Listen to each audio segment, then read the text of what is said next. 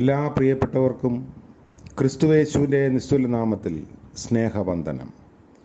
ഇന്നത്തെ നമ്മുടെ പ്രഭാത ധ്യാനത്തിനായി 8-ാം സങ്കീർത്തനത്തിൻ്റെ 1-ാം വാക്യം. സങ്കീർത്തനം 8-1. ഞങ്ങളുടെ കർത്താവായ യഹോവേ, നിന്റെ നാമം ഭൂമിയിലൊക്കെയും എത്ര ശ്രേഷ്ഠമായിരിക്കുന്നു. നീ ആകാശത്തിൽ നിന്റെ തേജസ് വച്ചിരിക്കുന്നു. കർത്താവിൻ്റെ പരിശുദ്ധ നാമം വാഴ്ത്തപ്പെടുമാറാകട്ടെ. എല്ലാറ്റിലും വിശേഷതയുള്ള ദൈവം എന്നതാണ് കഴിഞ്ഞ ചിന്തയിൽ നമ്മൾ പങ്കുവച്ചത്. ഏതെല്ലാം കാര്യങ്ങളിലാണ് ദൈവത്തിൻ്റെ വിശേഷത അല്ലെങ്കിൽ എക്സലൻസി എന്ന് പരിശോധിക്കുമ്പോൾ നമ്മൾ വായിച്ച വേദഭാഗത്തിൽ കാണുന്നു നാമത്തിൽ വിശേഷതയുള്ളവൻ. ഈ നാമം ഭൂമിയിലൊക്കെയും അതിശ്രേഷ്ഠമായ നാമമാണ്. 3 വിധത്തിൽ ഇവിടെ അതിനെ വർണ്ണിക്കുന്നു. താൻ അവകാശമായി പ്രാപിച്ചു, ദൈവം കൽപ്പിച്ചു കൊടുത്തു, താൻ ജയിച്ച് കീഴടക്കി നേടിയെടുത്തു.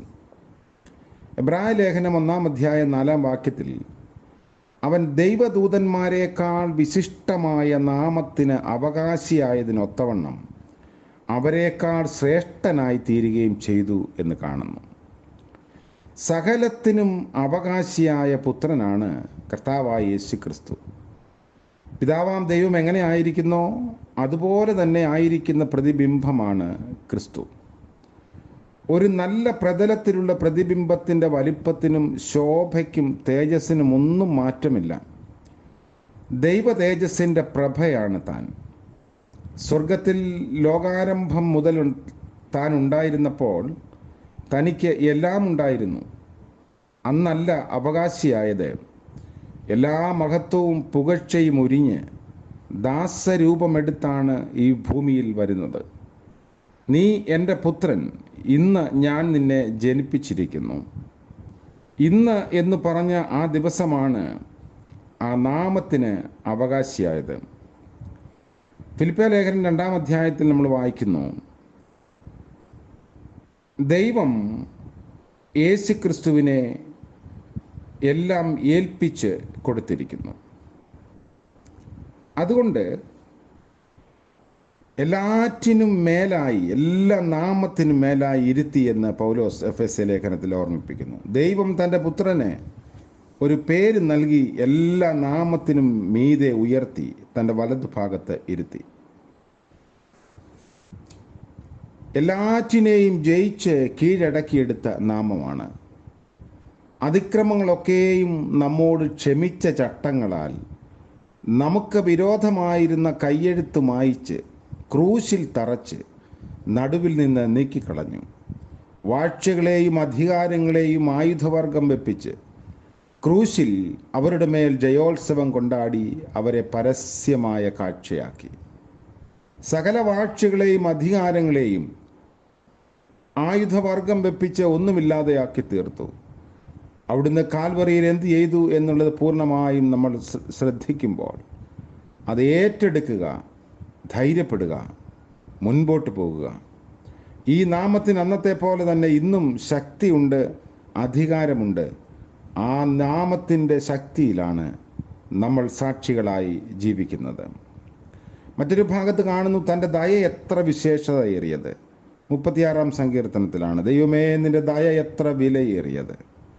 ആകാശത്തോളം ഉയർന്ന ദയയാണ്, പരിധിയില്ലാത്ത ദയ, അളവില്ലാത്ത ദയ, സകലത്തെയും മൂടി പൊതിയുന്ന ദയ. തുടർച്ചയായി വചനത്തിൽ കാണുന്നത് ആകാശത്തോളം ഉയർന്ന ദയയെക്കുറിച്ചാണ്. ആകാശവും ഭൂമിയും തമ്മിലുള്ള അകലം എത്രയാണെന്ന് ഇതുവരെയും ആരും കണ്ടുപിടിച്ചിട്ടില്ല. മഹാദയ, നിരന്തരമായ ദയ എന്നെല്ലാം വചനത്തിൽ വർണ്ണിക്കുന്നുണ്ട്. സാധാരണക്കാർക്കില്ലാത്ത, മനുഷ്യർക്കാർക്കും പ്രാപിക്കാനോ പ്രകടിപ്പിക്കാനോ കഴിയാത്ത വിശേഷപ്പെട്ട ദയയാണ് ദൈവത്തിൻ്റെ ദയ. ഈ മഹാദയയെക്കുറിച്ച് മോശയുടെ മുൻപാകെ ദൈവം ഘോഷിച്ചപ്പോൾ മോശയ്ക്ക് പിടിച്ചു നിൽക്കാൻ കഴിഞ്ഞില്ല. എന്നാറെ മോശ ബന്ധപ്പെട്ട് സാഷ്ടാംഗം വീണ് നമസ്കരിച്ചു എന്ന് നമ്മൾ വായിക്കുന്നു. മഹിമയുടെ ശ്രേഷ്ഠതയുള്ള ദൈവമെന്ന് 150-ാം സങ്കീർത്തനത്തിൽ വായിക്കുന്നു. അവൻ്റെ മഹിമാധിക്യത്തിന് തക്കവണ്ണം അവനെ സ്തുതിപ്പിൻ. തൻ്റെ മഹിമയുടെ ശ്രേഷ്ഠത എന്തെന്ന് ഒരിക്കലെങ്കിലും നമ്മൾ ചിന്തിച്ചിട്ടുണ്ടോ? ലോകത്തിൽ ഇന്ന് വരെയും അത് ആർക്കും പൂർണ്ണമായി ഗ്രഹിക്കാൻ സാധിച്ചിട്ടില്ല. ഓർക്കുന്നതിനും ചിന്തിക്കുന്നതിനും ധ്യാനിക്കുന്നതിനും വർണ്ണിക്കുന്നതിനുമൊക്കെ നമ്മെ പ്രേരിപ്പിക്കുന്നത് ദൈവത്തിൻ്റെ ഈ മഹിമയുടെ ശ്രേഷ്ഠതയാണ്. 104 സങ്കീർത്തനത്തിൽ നീ ഏറ്റവും വലിയവൻ, മഹത്വവും തേജസ്സും ധരിച്ചിരിക്കുന്നു, വസ്ത്രത്തെ പോലെ പ്രകാശത്തെ ധരിച്ചിരിക്കുന്നു, തിരശ്ശീല പോലെ ആകാശത്തെ വിരിക്കുന്നു, മാളികകളുടെ തുലാങ്ങളെ വെള്ളത്തിന്മേൽ ഉറപ്പിക്കുന്നു. തുടർന്ന് വായിച്ചാൽ പ്രകൃതിയിലെ ചെറുതും വലുതുമായ ഓരോ അത്ഭുതത്തിൻ്റെയും പിന്നിൽ ശില്പിയായിട്ട് ഈ ദൈവമുണ്ട്. ജ്ഞാനത്തോടെ തൻ്റെ പ്രവൃത്തികളെയൊക്കെയും ഉണ്ടാക്കിയ ദൈവം, സകല ജീവജാലങ്ങൾക്കും പ്രത്യേകം പാർപ്പിടമൊരുക്കിയ ദൈവം, പ്രത്യേകം ഭക്ഷണം തക്ക സമയത്ത് ഓരോ ജീവജാലത്തിനും എത്തിക്കുന്ന ദൈവം. അങ്ങനെ ഈ ദൈവത്തിൻ്റെ മഹിമ ഏറെ ശ്രേഷ്ഠതയുള്ളതാണ്. 135 സങ്കീർത്തനത്തിൽ യഹോവ വലിയവൻ, സകല ദേവന്മാരിലും ശ്രേഷ്ഠൻ, ആകാശത്തിലും ഭൂമിയിലും സമുദ്രങ്ങളിലും ആഴങ്ങളിലും തനിക്കിഷ്ടമുള്ളതൊക്കെയും അവൻ ചെയ്യുന്നു എന്ന് കാണുന്നു. അങ്ങനെ ദൈവം വിശേഷതയുള്ള ദൈവമാണ്. വിശേഷതയേറിയ ശുശ്രൂഷ പ്രാപിച്ചവനെന്ന് നമ്മൾ വായിക്കുന്നു. അവനോ വിശേഷതയേറിയ വാഗ്ദത്തങ്ങളിൽ മേൽ സ്ഥാപിക്കപ്പെട്ട നിയമത്തിൻ്റെ മധ്യസ്ഥനാകയാൽ അതിൻ്റെ വിശേഷതയ്ക്ക് ഒത്തവണ്ണം വിശേഷതയേറിയ ശുശ്രൂഷയും പ്രാപിച്ചിരിക്കുന്നു. എസ്ര 8-ാം അധ്യായം 6-ാം വാക്യത്തിലാണത് രേഖപ്പെടുത്തിയിരിക്കുന്നത്. പഴയ നിയമം പരിമിതമായിരുന്നു, കുറവുള്ളതായിരുന്നു. പഴയ നിയമകാലത്തെ പ്രമാണം ആട്ടുകൊറ്റൻ്റെ മേൽ സകല പാപവും ചുമത്തി യാഗമർപ്പിച്ച് ദൈവപ്രസാദത്തിനായി കാത്തിരിക്കുക എന്നതായിരുന്നു. സകല യാഗങ്ങളുടെയും പൂർത്തീകരണം കർത്താവായ യേശു ക്രിസ്തുവിലാണ്. വിശേഷതയേറിയ വാഗ്ദത്തങ്ങളുടെ മേൽ സ്ഥാപിക്കപ്പെട്ട ദൈവത്തിൻ്റെ മധ്യസ്ഥനാണ് യേശു കർത്താവെന്ന് ഈ ഭാഗത്ത് എടുത്തു പറയുന്നു. പഴയ നിയമകാലത്ത് തീക്ഷ്ണതയേറിയ ദൈവത്തോടടുത്തിയെല്ലാൻ ഭക്തർക്ക് ഭയമായിരുന്നു. ഏറ്റവും ശ്രേഷ്ഠരായ അബ്രഹാമും മോശയും ദൈവത്തിൻ്റെ സ്നേഹിതർ എന്ന പദവി വരെ എത്തി. എന്നാൽ പുതിയ നിയമത്തിൽ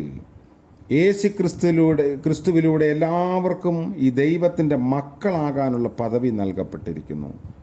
ദാസന്മാരെക്കാളും സ്നേഹിതന്മാരെക്കാളും എല്ലാം മെച്ചപ്പെട്ട സ്ഥാനം മക്കൾക്കാണ്. അവകാശവും സ്വാതന്ത്ര്യവും അധികാരവും പദവിയും മക്കൾക്ക് നൽകുന്ന ദൈവം. ഇതാണ് വിശേഷതയേറിയ വാഗ്ദത്തങ്ങളിൽ മേൽ സ്ഥാപിക്കപ്പെട്ട വിശേഷതയേറിയ നാമം. നമ്മളെ ദൈവം തൻ്റെ മക്കളായി അംഗീകരിച്ചിരിക്കുന്നു, സ്വീകരിച്ചിരിക്കുന്നു എന്ന് പറയുമ്പോൾ സകലത്തിൻ്റെയും മേലധികാരമുള്ള ദൈവം, വിശേഷതയേറിയ ദൈവം, ആ ദൈവത്തിൻ്റെ മക്കളായി നമ്മെ സ്വീകരിച്ചിരിക്കുന്നു. അതുകൊണ്ട് സകല നാമത്തിനും മേലായ നാമത്തിൻ്റെ അധികാരിയായ നമ്മുടെ കർത്താവിൻ്റെ മക്കളായി തീരാനുള്ള ഭാഗ്യം ഈ ഭൂമിയിൽ നമുക്ക് ദൈവം നൽകിയിരിക്കുന്നു എന്നതോർത്ത് ദൈവത്തെ സ്തുതിക്കാം. മറ്റൊരു തരത്തിൽ പറഞ്ഞാൽ ഈ ഭൂമിയിൽ അധികാരവും സ്ഥാനവും പദവിയും ഒക്കെയുള്ള ആളുകൾ നമ്മുടെ സ്നേഹിതരാണ്, നമ്മോട് ഇടപെടുന്നവരാണെന്നൊക്കെ പറയുന്നത് നമുക്ക് വലിയൊരു ബഹുമാനമാണ്. എന്നാൽ അതിനേക്കാൾ ഉപരിയായി എല്ലാറ്റിൻ്റെയും മേലായ ദൈവത്തിൻ്റെ മക്കളായി ദൈവം നമ്മളെ സ്വീകരിച്ചിരിക്കുന്നു. ആ ഒരു വലിയ സ്വാതന്ത്ര്യത്തോടും അറിവോടും കൂടെ ദൈവത്തെ സ്തുതിപ്പാനും ഈ ഭൂമിയിൽ ജീവിപ്പാനും കർത്താവ് നമ്മളെ സഹായിക്കട്ടെ. അതിനുവേണ്ടി പ്രാർത്ഥിക്കാം. ഞങ്ങളുടെ കർത്താവേ, സ്വർഗീയ പിതാവേ, മനോഹരമായ മറ്റൊരു പ്രഭാതം കൂടെ ഞങ്ങൾക്ക് ദാനമായി നൽകിയതോർത്ത് സ്തോത്രം ചെയ്യുന്നു. ഇന്നത്തെ പകൽക്കാല ജീവിതത്തിൽ അവിടുത്തെ മാറ്റമില്ലാത്ത കൃപയിലും ദയയിലും ഞങ്ങൾ ആശ്രയിക്കുന്നു. എല്ലാറ്റിനും മേലായ നാമമുള്ള ദൈവം, എല്ലാറ്റിൻ്റെയും അധികാരമുള്ള കർത്താവ് ഞങ്ങളെ മക്കളായി സ്വീകരിച്ചിരിക്കുന്നതോർത്ത് സ്തോത്രം. ഇന്ന് പ്രഭാതം മുതൽ പ്രദോഷം വരെയും ഞങ്ങളുടെ ജീവിതത്തിൻ്റെ എല്ലായിടങ്ങളിലും കർമ്മമേഖലകളിലും അവിടുത്തെ കൃപ വ്യാപരിക്കണമേ. അങ്ങയുടെ ആലോചന നൽകണമേ. കർത്താവെ, വഴുതിപ്പോകാത്ത കാലടികളോടെ ഇന്നത്തെ പകൽക്കാലത്തെ നേരിടുവാനുള്ള കൃപയും ബലവും ഞങ്ങൾക്ക് നൽകണമെന്ന് പ്രാർത്ഥിക്കുന്നു. ഇന്ന് ജന്മദിനം ആഘോഷിക്കുന്ന പ്രിയപ്പെട്ടവരെയും വിവാഹ വാർഷികം ആഘോഷിക്കുന്നവരെയും ഓർത്ത് സ്തോത്രം ചെയ്ത് പ്രാർത്ഥിക്കുന്നു. അനുഗ്രഹിക്കപ്പെട്ട അനുഭവങ്ങളിലേക്ക് പ്രവേശിപ്പാൻ പുതിയ നാളുകൾ ദൈവം അവരോട് കൂടെ ഇരിക്കണമേ. യേശു മശിഹ മൂലം പ്രാർത്ഥന ദയവോടെ കേൾക്കുമാറാകണമേ. ആമേൻ. സകല ബുദ്ധിയെയും മേലായിരിക്കുന്ന നമ്മുടെ കർത്താവായ യേശു ക്രിസ്തുവിൻ്റെ കൃപയും ബലവും നാം എല്ലാവരോടും കൂടെ ഇന്നും എന്നേക്കും ഉണ്ടായിരിക്കുമാറാകട്ടെ. ആമേൻ.